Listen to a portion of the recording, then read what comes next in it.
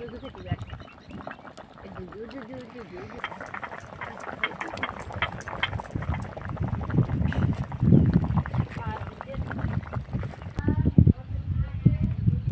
আমাদের হয়ে যাওয়ার মতন হয়ে গেছে। তো তার আগে আমরা মাছগুলোকে দিয়ে নেব।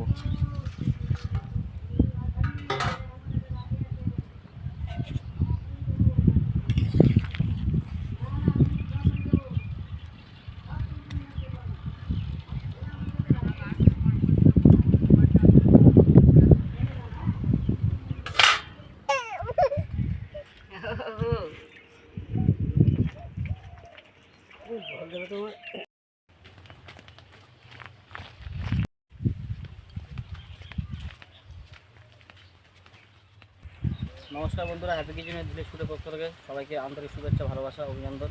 আশা করছি সবাই ভালো আছে, সুস্থ আছে। তো বন্ধুরা, আজকে আমরা একটা সুন্দর রেসিপি করতে চলেছি। তো আমরা আজকে নিয়েছি এখানে লাইলন টিকা মাছ, আর নিয়ে এসেছি বাজার থেকে গাটি কচু। তো আজকে গাটি কচু আর লাইলন টিকা মাছ দিয়ে একটা সুন্দর রেসিপি বানাবো। ভিডিওটা সঙ্গে থেকে দেখবেন, সঙ্গে থাকবেন, পাশে থাকবেন। বন্ধুরা, প্রথমে আমরা মাছগুলোকে কেটে নেবো।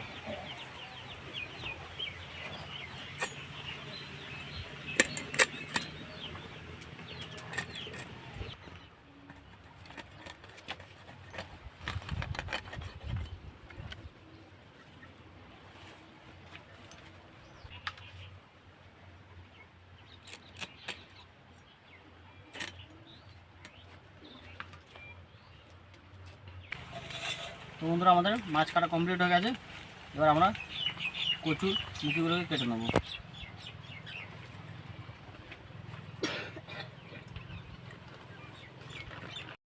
ফেলেছি, এবার কড়াই বসিয়ে নেব।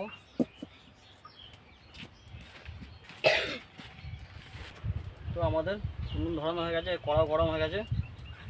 তো গাটি কচুতে সবথেকে ভাজা মশলা দিয়ে রান্না করলে সবথেকে গাটি কচুর টেস্ট ভালো হয়। তার জন্য আমরা গোটা জিরে, গোটা ধনে, গরম মশলা, এলাচ, লবঙ্গ সব কিছু নিয়ে নিয়েছি। এগুলো আমরা খালি কড়াই ভেজে নেব। আর তারপরে আমরা এই শুকনো লঙ্কা, আদা, রসুনগুলো তেল দিয়ে ভেজে নেব। তো চলুন প্রথমে শুকনো মশলাগুলোকে আগে ভেজে নিই।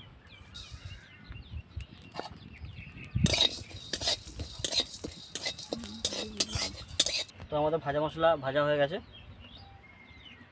এবার আমরা তেল দিয়ে দেবো।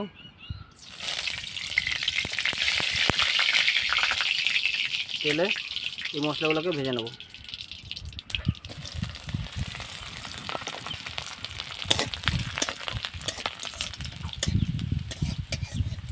মাছে আমাদের নুন হলুদ লাগানো হয়ে গেছে, মাছগুলোকে আমরা ভেজে নেব।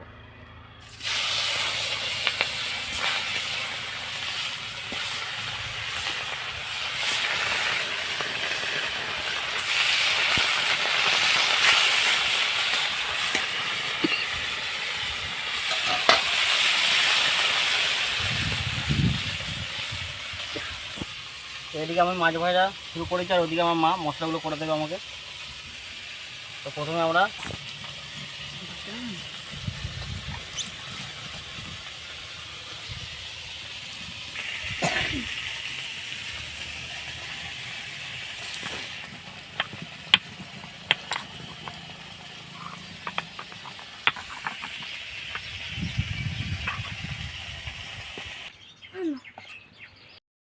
মাছ ভাজা কমপ্লিট হয়ে গেছে।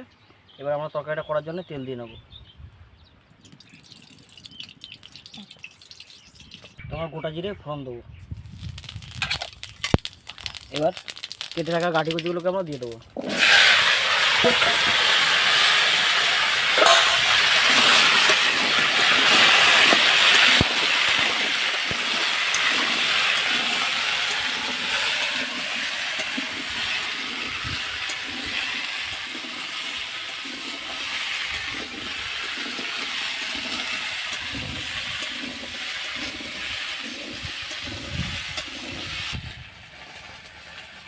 দিয়ে দেবো পরিমাণ, তো আমরা দিয়ে দেবো হলুদ পরিমাণ মতন,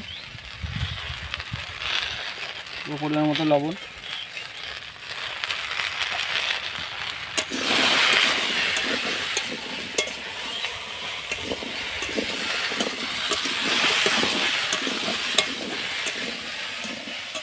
এবার দিয়ে দেবো কিছু কাঁচা লঙ্কা। কাঁচা লঙ্কা দিলে তরকারির টেস্টটা ভালো হয়। আর আমরা যে মশলাটা ভেজে রেখেছিলাম সেই মশলাটা কিছু পরিমাণে দেবো, আর কিছুটা থাকবে নামাবার সময় আমরা দেবো।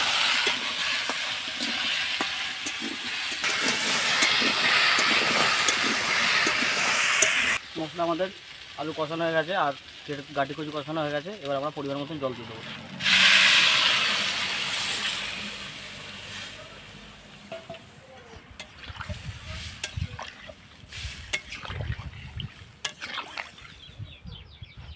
এবার আমরা কিছুক্ষণের জন্য চাপা দিয়ে দেবো যাতে তাড়াতাড়ি সিদ্ধ হয়ে যায়।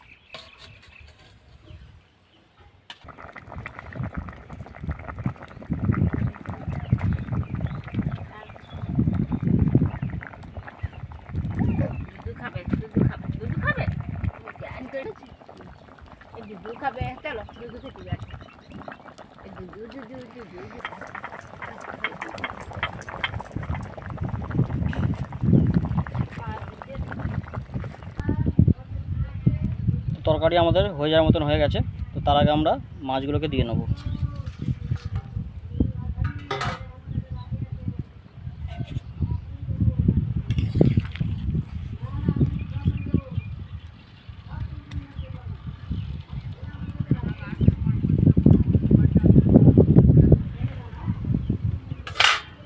তরকারি আমাদের মোটামুটি হয়ে যাওয়ার মতন হয়ে গেছে। আমরা ভেজে রাখা আদা রসুন যে মশলাটা ছিল সেটা আগে দিয়ে দেবো।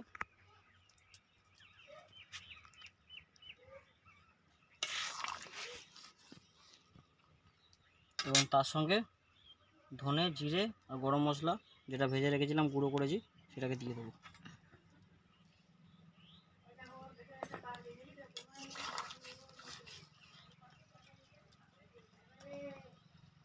তরকারি আমাদের পুরোপুরি কমপ্লিট হয়ে গেছে, নামিয়ে নেবো।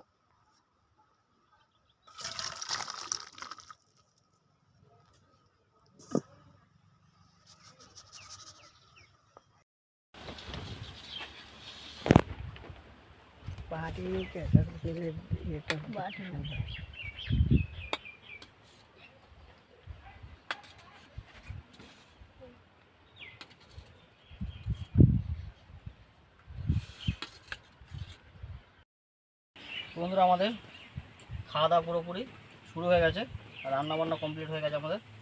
তো আজকে সবাই একসাথে খেতে বসেছি আমরা।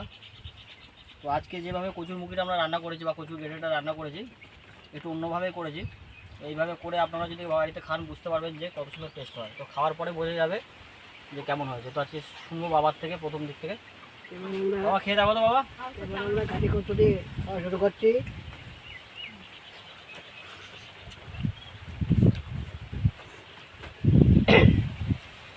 ভালোই হয়েছে, ভালোই লাগছে। ঘাটি কচু তেলাপিয়া মাছ দিয়ে, বড় বড় মাছ, দেশি মাছ, দেশি কচু, খুব সুন্দর হয়েছে।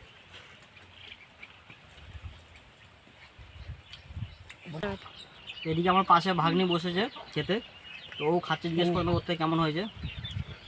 আজকে কচু দিয়ে মাছ দিয়ে তরকারি হয়েছে, মামা রান্না করেছে, খুব সুন্দর হয়েছে।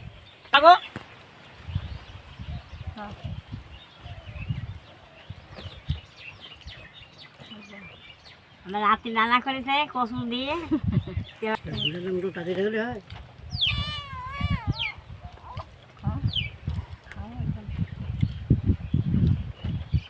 আমার রাতে রান্না হয়েছে কচু দিয়ে তেলাপিয়া মাছ দিয়ে, খুব সুন্দর হয়েছে, ভালো লাগবে।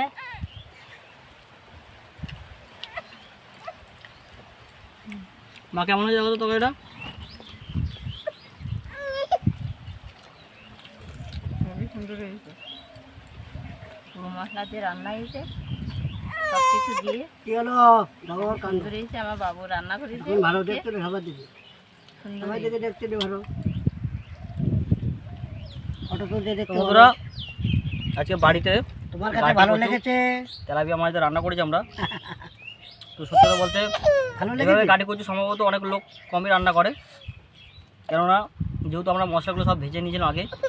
তো এইভাবে রান্না করলে গাটি কচুর টেস্টটা একদম সম্পূর্ণ আলাদা হয়, বা ঘরোয়াভাবে একদম আমাদের গ্রামের পদ্ধতিতে। তো আপনারাও চাইলে এইভাবে গাটি কচু রান্না করে খেতে পারেন, খুব সুন্দর লাগছে আর খুব সুন্দর টেস্ট হয়েছে। তো ভিডিওটা সম্পূর্ণ দেখবেন ভালোভাবে, লাইক কমেন্ট শেয়ার করবেন, অবশ্যই চ্যানেলটিকে সাবস্ক্রাইব করবেন এবং আমাদের সঙ্গে থাকবেন, পাশে থাকবেন। ধন্যবাদ।